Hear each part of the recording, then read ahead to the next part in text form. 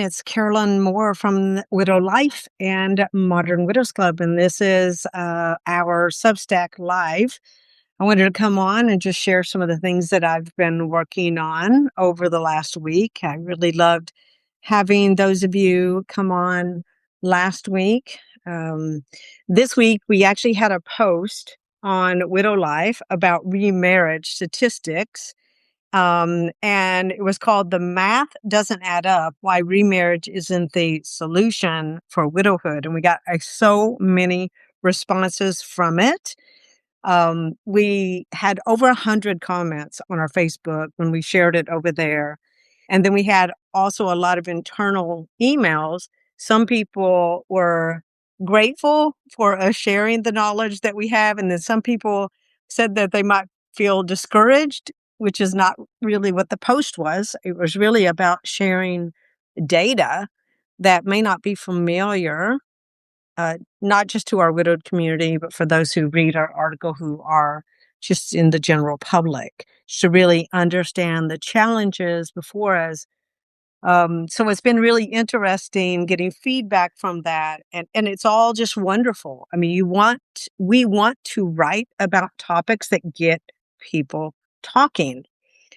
Because the majority of what we do as far as research, and then we mix that with U.S. Census Bureau numbers and we present it, it's extremely compelling as what I call uncommon knowledge all the time.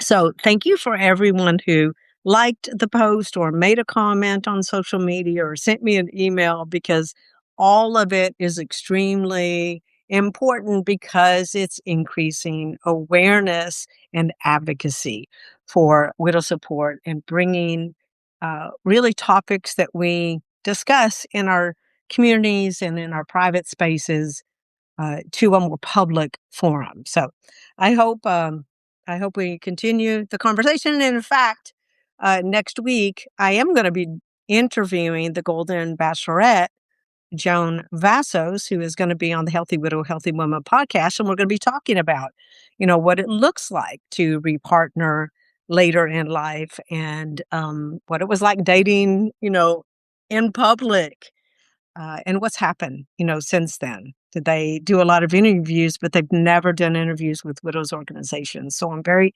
excited to bring that. So we'll be looking forward to that.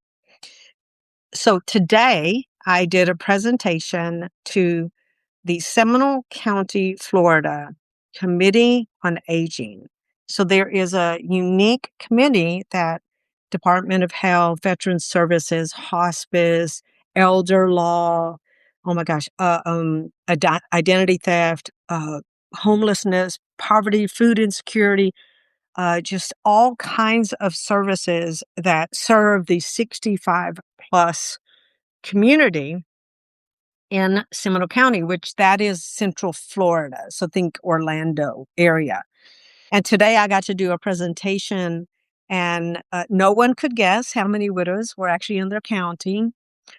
We had one guess. It was 550 ladies. They thought is actually 17,000 widows in Seminole County. So they were a little shocked by the statistics that I presented, which is part of raising awareness and advocacy. You have to walk into a presentation and really understand and make it personal, because they are concerned about seniors in over 65 individuals in that county. And they're very active in mental health. And it was wonderful to be in a room where not a lot of explaining needed to be happened, because almost every professional there already was intersecting with widows. However, you guys, we've been in this community for 15 years and no one knew about us.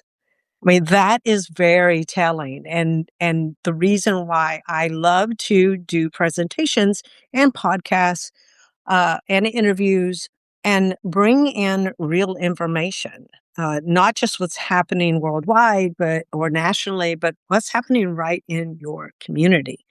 And so I know that there's going to be a lot of people. Actually, I'm going to do a future interview with the elder law attorney, because I learned some things from her that is knowledge that we widely need to get you access to. So I'm excited that I made that connection, but extremely compassionate, receptive community leaders and professionals who saw the value in what Modern Widows Club, the movement for widow care, the awareness that Widow Life is creating. So it was wonderful to be in that space and to have all of our voices heard by them. And I learned, that from them, there's a rising homelessness problem with widows, unable to live on a low income, and how that trickles down to many other challenges. So I have learned from them, and they learned from me. Let's see what else. Let's see what has I. So one of the things that happened this week with our nonprofit is I discovered that there's a form that I should have had that I didn't have, called a 147C. And it is a federal government form that proves your EIN, proves that you're a corporation. This is a new form since December 2025. I didn't have it. Evidently, it's mailed to you when you become a 501c3 or a nonprofit in general after you file. Well, that was 15 years ago for us. So I did not have this. I had to call the IRS. And of course, no one knew where to send me. And so on the third call, I finally figured out you press one for English, one for this department, and then three in that department. And I finally got it. And they said, "Oh, we can send you your one." Okay, here's my EI number. I give it to them, right? I know it by heart, 46-1144005. Like, there's many, many times I've had, and it's at the footer of our web page, modernwidowsclub.org, if you ever are curious where our tax, what our nonprofit number is. But they said, I have to fax it to you. Well, don't have a fax. I haven't had a fax in a long time because I don't even have a landline. Many of us here at MWC work remote. So I said, well, I have a fax where our mailbox is. And they said, no, you have to be there in person. So I was like, oh, no. So I had to get in my car. I had to drive to the mail center, and I had to stand there on the IRS call, and I had to hear the machine. And I was literally like, I don't think I've heard that sound since 1990. And so then I guess it's done. It's received, right? And nothing came out of the fax machine, and we're all trying to figure out, where's the fax? It didn't pop out. And so the guy goes over to the computer and he goes, "Oh, it's scanned onto a PDF." And I was like, "What? They could have just sent me the PDF and I wouldn't have had to do all of this." But no, you can only snail mail it or fax it. So I was very frustrated because I get frustrated. Evidently, it's a new form with the federal government in the United States that you have to prove that you're a legitimate organization, and which is good in a lot of ways, but it was also 3 hours of my time when I could have been doing lots of other things for our community. So that was just the day in the life of an executive director. If you've ever been an executive director of a nonprofit, you know exactly what I'm talking about. Many, many of the things that we do are just very administrative, reporting, documenting, counting outcomes, reporting that. So anyway, I uploaded the document and we're all good. So that was, part of my week. The other thing was, oh, I know what it was. It was the verification of whether you're widowed or not. This is something that we take very serious at Modern Widows Club and in our organization, in all of our private Facebook pages, in all of our support clubs, anything is, you have to verify your widowhood. And, sometimes that's a trigger for some of you in our community, but it's a very well intentioned in that in order to protect everyone who is existing in those spaces and someone new is coming in, it's critical that we are actually able to know that you are widowed. Now, some people may not have an obituary, or maybe they're not even legally married. Maybe they were maybe newly divorced, or maybe engaged, or maybe domestic partners, right? Maybe there's, well, we have to have some kind of um, uh, documentation so that we know that you were connected to this person and you are widowed. That is just like an identity theft sort of step that we take. Even in our Facebook page, they'll ask you that question if you get invited. But when you become a member of our organization with an actual official membership, we will ask you to verify that. And I hope you all feel like good about that, because you want to be in a safe and vetted environment, whether it's in person or whether it's online. And this is going to just continue to be a process that we have to have in place, just because of all the identity theft that is going on and the bots and everything happening online. So I just wanted to talk about that just a little, because we don't mean to like make more work for others in our community, or even question that who you are, but it is important that we take that step. So, let's see, what else did I have on my list here? Um, let's see. Oh, I was going to mention something about our partnerships. We really love everyone who partners with us, whether it's referrals, or a foundation funding us, or offering memberships to ladies, or event sponsorships. We love, love, love that. And kind of went in our database, and some people we haven't, reconnected with in a while. We sent them an email, and we let them know about our impact report, and you never know what kind of response you're going to get, right? From maybe a past donor. Some people are like, "Oh my gosh, you're reminding me to make my donation for the year," and then some people are like, "Take me off your list." And there's that too, right? I think when you get in nonprofit world, you have a different kind of skin for any kind of perceived rejection. I don't see that at all.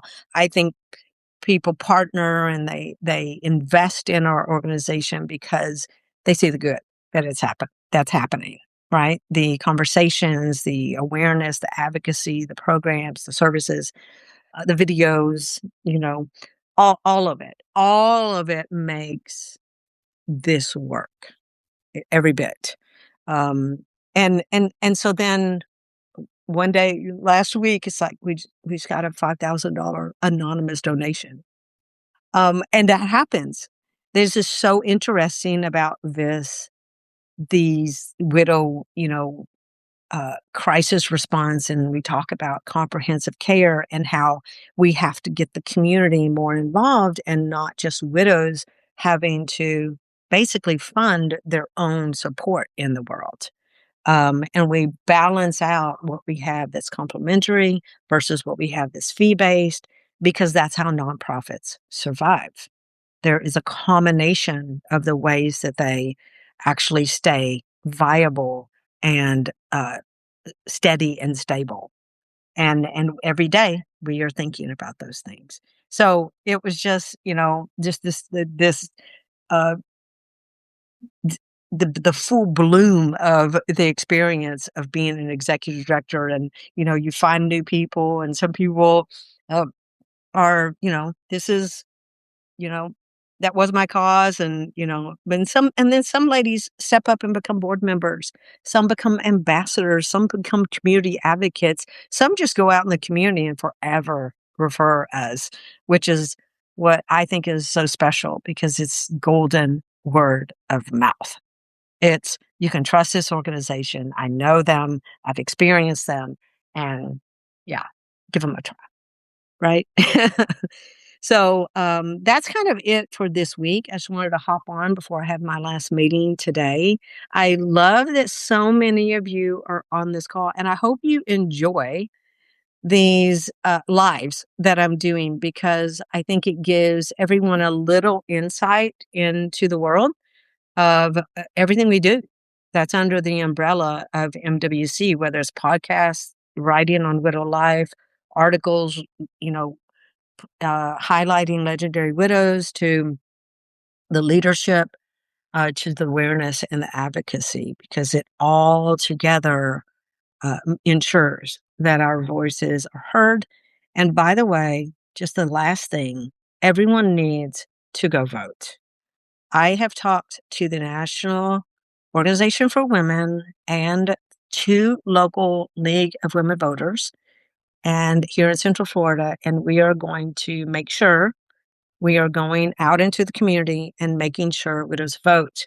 It is, well, I'll say what the lady I met today at the Seminole County Committee uh, on Aging, she said, that's disturbing. That word like hurt. She goes, it's disturbing to me that widows no longer vote after they're no longer married. And I said, believe me, there's a lot of information that I have learned by throwing myself into the data, trying to disprove things that I don't want to be true, and I can't. And there comes a point where I have to say, this is the reality. What are we going to do about it? And the fact that widows are not voting, women, 11 million widows are not outvoting 3 million widowers. This particular research was by gender. So single and divorced women are outvoting men. Married, it's nose to nose. But when you become widowed, we simply cannot just stop voting because it is critical, especially Medicaid, Medicare, healthcare, tax laws. There are many, many areas that if we do not have a constituency base, I cannot talk to legislators about change, about producing new bills to help us. Social Security, children's survivors benefits continue into 18. There are so many different areas that we will not have a platform to stand on if we do not increase the amount of widows that are voting. And so if we all take 1 or 2 of our widowed friends and we make sure that they either register for mail-in or get to the polls, it's critical. And my hope is in the next decade, we will see that number increase. Start talking about it now and acting, talking to the younger generations about, why don't you go take your grandmother with you? Take your mom with you. So that was the last thing. But thank you so much. Really enjoy these lives. Thank you, Melissa. Thank you so much. Thanks for everybody popping in. Yep. Mail-in ballots, make it easy. It's what I do. Hey, but we got to get everyone saying yes to it. So thank you so much, everybody. I will see you again next week. I'm probably going to do these and just kind of keep a list of things I'm working on, and I'll just continue to share with you. So you guys have a great weekend. All right. Bye-bye.